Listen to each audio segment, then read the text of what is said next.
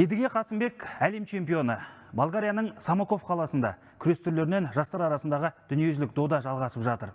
Алғашқы жарыс күндері қоржынымызға 6 медаль түсті. Оны 125 келіде өнер көрсететін Едіге Қасымбек жеңіп алды. Едіге финалда ирандық Абзофазыл Махамад Неджатпен кездесіп, айқын басымдықпен ұтты. Қорытынды есеп 4-1. Едігенің алтынын тарихи жетістік деуге де болады. Өйткені тәуелсіздік алған жылдардан бері дәл осы салмақта жастар арасындағы әлем чемпионымыз болмады. Бұған қоса аталмыш жарыс аясында 97 келідегі Самир Дурсунов пен 74 келідегі Досжан Құлғайып қола жүлдеге еншіледі. Жалпы алғанда биылғы әлем чемпионаты біз үшін сәтті басталып жатыр. Енді боз кілемге әйелдер күресі және грек-рим күресінің шеберлері шығады. Еліміз атынан бас аяғы 29 спортшы бақ сынайды. Самоков қаласындағы жарыстың жалпы қорытындысы 24 тамызда белгілі болады. Төрт әлем чемпионы ел намысын қорғайды. Бірер аптадан кейін бокстан жылдың басты бәсекесі әлем чемпионаты басталады. Биылғы дүниежүзілік доданы Англияның Ливерпуль қаласы қабылдайды. Осы тұрғыда Қазақстан бокс федерациясы жарысқа қатысатын жігіттердің есімдерін жариялады. Елер арасында Санжар Тәшкенбай, Махмұт Сабырхан, Нұрбек Оралбай және Бекзат Нұрдәулетов тізімге ілікті. Төртеуі де бұған дейін әлем чемпионы атанған болатын. Сәйкесінше енді төртеуі де екі дүркін чемпион атаналады. Бұған қоса елер командасында 4 бірдей дебютант бар, яғни 60 келідегі Бейбарыс Шексен, 65 келідегі Ертуған Зинуллинов, 70 келідегі Төрехан Сабырхан және 75 келідегі Сабыржан Аққалықов әлем чемпионатына алғаш қатысқалы отыр. Айта кету керек, 60 және 65 келіде спаррингтер ұйымдастырылып, Англияға баратын жігіттер іріктелініп алынды. Оның барысында Бейбарыс Серік Теміржановты, ал Ертуған Мұхаммед Сабыр Базарбайұлын жеңді. Ұлттық құрамаға кіріп, бірақ аты аталмай қалған тағы қос боксшы бар. Ол 90 келідегі Сағындық Тоғанбай мен 90+ келідегі Айбек Оралбай. Екеуі де тәжірибелі жігіттер. Сағындық екінші рет, Айбек үшінші рет әлем чемпионатына қатысқалы отыр. Айта кетейік, Ливерпуль қаласындағы дүниежүзілік дода 4 және 14 қыркүйек аралығында болады. Назым 4 дүркін әлем чемпионы атағын алады. Бокстан Ливерпульдегі дүниежүзілік додаға қатысатын қыздар құрамасы да жарияланды. Елдос Сайдалин баптайтын бұрымды боксшылар алдағы жарысқа тыңғылықты дайындалып жатыр. Ел намысын қорғайтын қыздардың тізімін Назым Қызайбай бастап тұр. 48 келіде өнер көрсететін команда капитаны бұған дейін 3 рет әлем чемпионы атанып, отандық бокс үшін тарихи нәтиже тіркеп еді. Яғни 2014, 2016 және 2025 жылғы әлемдік аламандарда топ жарды. Енді Англиядағы байрақты бәсекеде өз рекордын өзі жаңартылады.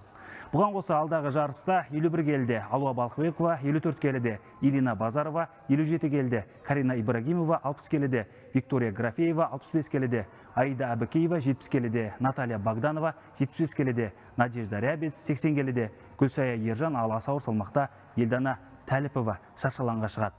Қыздардың бәрі тәжірибелі, әсіресе Алуа мен Аида бұған дейін тіпті әлем чемпионы да атанып үлгерді.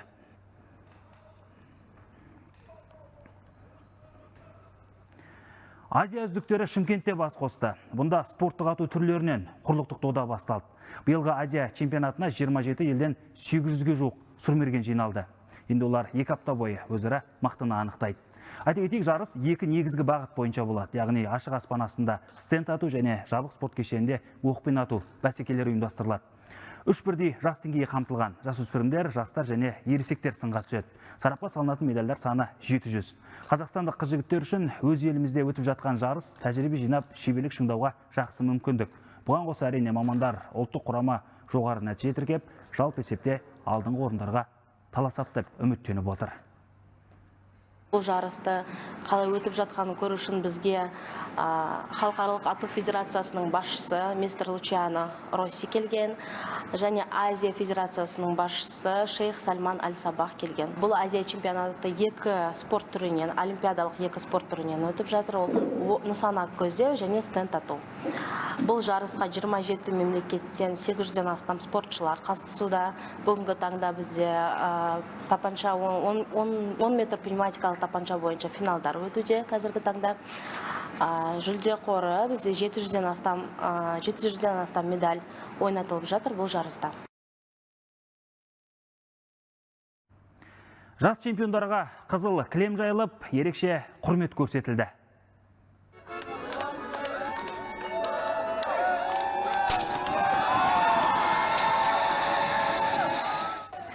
Бірер күн бұрын Алматы облысының Қонаев қаласында футболдан балалар арасындағы Қазақстан чемпионаты өтті. Бұл 11 жасқа дейінгі өрендердің алғашқы ресми жарысы. Оған бас аяғы 15 команда қатысып, араларынан Астана құрамасы жеңімпаз атанды. Ал оның сапындағы Айтуар Бейсенов үздік қақпашы, Парасат Алдаберген үздік шабуылшы атанды. Жас чемпиондарды Астана вокзалынан туыстары мен достары күтіп алды.